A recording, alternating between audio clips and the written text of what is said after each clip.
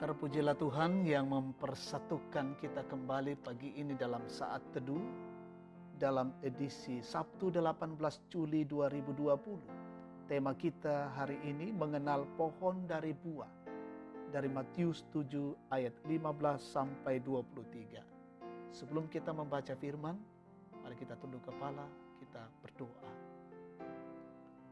Dimuliakan namamu Tuhan pagi ini. Kebesaran-Mu yang luar biasa mengantar dan memelihara kami sampai pada pagi ini. Berikan hari baru untuk kami. Kami bersyukur untuk semua itu. Dan kami datang dalam kerendahan diri kami, kerendahan hati kami untuk mendengarkan sabda-Mu.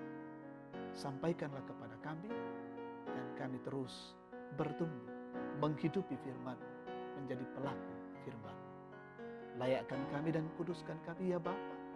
Ampuni dosa kami dalam nama Yesus. Kami berdoa. Amin. Matius 7 ayat 15 sampai 23. Hal pengajaran yang sesat. Waspadalah terhadap nabi-nabi palsu yang datang kepadamu dengan menyamar seperti domba, tetapi sesungguhnya mereka adalah serigala yang buas. Dari buahnya lah kamu akan mengenal mereka. Dapatkah orang memetik buah anggur dari semak duri atau buah ara dari rumput duri? Demikianlah setiap pohon yang baik menghasilkan buah yang baik, sedang pohon yang tidak baik menghasilkan buah yang tidak baik. Tidak mungkin pohon yang baik itu menghasilkan buah yang tidak baik, ataupun pohon yang tidak baik itu menghasilkan buah yang baik. Dan setiap pohon yang tidak menghasilkan buah yang baik pasti ditebang dan dibuang ke dalam api. Jadi dari buahnya lah kamu akan mengenal mereka. Bukan setiap orang yang berseru kepadaku, Tuhan, Tuhan, akan masuk ke dalam kerajaan sorga, melainkan dia yang melakukan kehendak Bapa-Ku yang di sorga. Pada hari terakhir banyak orang akan berseru kepadaku, Tuhan, Tuhan, bukankah kami bernubuat demi nama-Mu dan mengusir setan demi nama-Mu dan mengadakan banyak mujizat demi nama-Mu juga? Pada waktu itulah aku akan berterus terang kepada mereka dan berkata, aku tidak pernah mengenal kamu. Enyahlah daripadaku, kamu sekalian pembuat kejahatan. Amin. Mengenal pohon dari buah. Untandai garontok kayu diomai buana. Tema kita hari ini.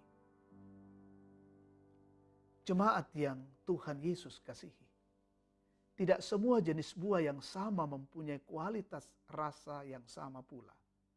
Buah salak misalnya. Tidak semua yang berjenis buah salak mempunyai rasa yang sama. Ada salak yang rasanya kecut, ada pula yang manis. Hal tersebut tergantung pada pohonnya. Jika pohonnya baik, maka pasti menghasilkan buah yang baik pula. Tuhan Yesus memberi peringatan kepada para pengikutnya supaya waspada terhadap pengajaran palsu yang diberitakan oleh orang-orang yang menyebut dirinya nabi, padahal bukan utusan Tuhan. Mereka adalah orang-orang yang sedang mencari keuntungan sendiri. Waspada terhadap penampilan yang tampak menawan. Itu bisa saja serigala berbulu domba. Guru-guru palsu yang secara lahiriah tampaknya saleh, tetapi di dalam hati adalah serigala yang buas. Kadang-kadang dapat dikenal dari buah mereka. Buah guru palsu itu adalah sifat-sifat buruk yang nyata dalam kehidupannya dan para pengikut mereka. Tuhan Yesus dengan tegas mengajarkan bahwa melaksanakan kehendak Bapanya yang di sorga merupakan suatu syarat untuk memasuki kerajaan sorga. Sekalipun demikian, ini tidak berarti bahwa seseorang dapat memperoleh keselamatan dengan usaha sendiri, melainkan melakukan kehendaknya berarti menyikapi imannya di dalam dia. Perbuatan adalah buah dari iman.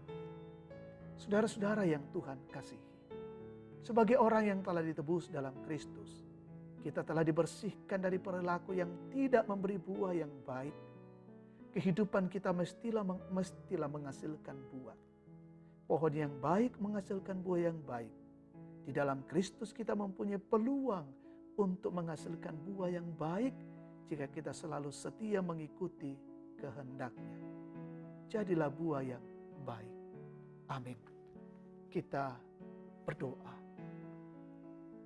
Terpuji nama-Mu Tuhan, Allah yang penuh kasih, mengasihi kami sampai saat ini dan memberikan kesempatan untuk belajar kebenaran Tuhan. Biarlah firman Tuhan ini menjadi pedoman dan menjadi pegangan bagi kami sebagai anak-anak Tuhan yang bertumbuh di dalam Kristus, supaya semakin kami memberi buah yang baik dan menjadi berkat bagi sesama kami. Oh Tuhan Allah, berkatilah kehidupan kami hari ini bersama dengan keluarga kami, pekerjaan kami, pelayanan kami, aktivitas kami, anak-anak kami. Tuhan lindungi. Bersyukur dengan saudara-saudara kami yang menikmati sukacita ulang tahun hari ini. Ulang tahun kelahiran, pernikahan, pulih dari penyakit, berkat-berkat baru dalam karir, pekerjaan, dan dalam bentuk lainnya. Sempurnakanlah semua itu, ya Tuhan. Juga saudara-saudara kami yang menghadapi tekanan, kesulitan, pergumulan hidup, topang mereka dengan kasih. Yang berduka Tuhan hiburkan. Yang dalam kondisi-kondisi sakit, terpapar COVID-19, Tuhan pulihkan dan sembuhkan mereka. Kami doakan para aparat negara, TNI Polri, gugus tugas relawan BNPB, para medis tenaga kesehatan, para dokter, menjadi garda terdepan untuk terus berjuang memutus mata rantai penyebaran COVID-19. Peliharakan mereka semua dan tetap dalam lindungan kasih Tuhan. Kami pun melibatkan diri untuk terus menjaga dan melindungi diri supaya tidak terpapar COVID-19. Berkati pemimpin kami, pemerintah kami dari pusat hingga ke daerah-daerah, terus berjuang dan memikirkan bagaimana keluar dari tekanan pandemi COVID-19. Bapa di sorga, lindungilah hidup kami hari ini, dan inilah doa syukur kami. Kami nyatakan padamu dalam nama Yesus, Tuhan dan Juru Selamat. Amin. Demikian saat teduh kita pada pagi ini. Tuhan memberkati.